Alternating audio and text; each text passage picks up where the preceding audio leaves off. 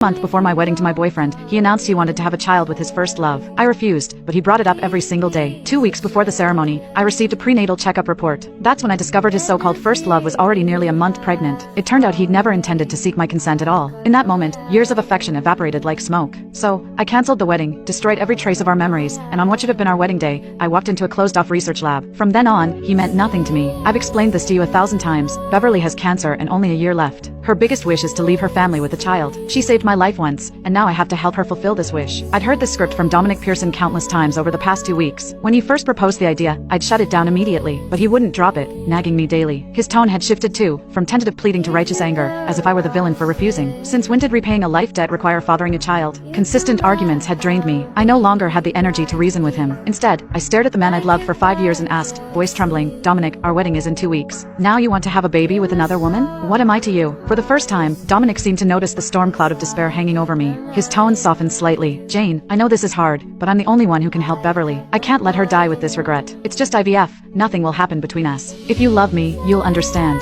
My heart plummeted. It was clear he'd already made up his mind. My feelings were irrelevant. Dominic opened his mouth to continue, but a phone ring cut him off. He glanced at the screen and stepped onto the balcony. Watching his retreating figure, I smiled bitterly. Dominic and I had grown up together, same classes since elementary school, same college. I'd loved him silently for years, but he'd never noticed, until graduation, when he finally acknowledged my devotion and agreed to date. You'd think after 20 years, we'd trust each other completely. Yet in 5 years as a couple, I'd never once touched his phone. He took every call in secret. Once, while he lay feverish in bed, his phone buzzed non-stop. I tried to mute it, but the moment my finger grazed the screen, he woke up and accused me of snooping. No explanation helped. I spent that night alone on the couch. I told myself it was just his guarded nature, that someday, I'd earn his trust. But 5 years changed nothing. Now he wanted a child with another woman, indifferent to how his actual fiancée might feel. When Dominic returned, he was grinning. He grabbed his jacket and headed for the door. I need to go. Think about what I said. His hurried footsteps echoed. Only one person made him rush like that, Beverly. Sure enough, minutes later, Beverly sent a photo. When I zoomed in, my legs nearly gave out. It was a prenatal report, and the patient's name was Beverly. The listed conception date made my head spin. 3 weeks pregnant, which meant Dominic and Beverly had undergone IVF over a month ago. He'd never planned to discuss this with me, never intended to ask for my consent. So why had he hounded me about it daily? To absolve his guilt? What did I even mean to him? My legs buckled, and I sank to the floor. I felt my heart clenched, strangling every breath. No wonder Dominic had rushed out earlier,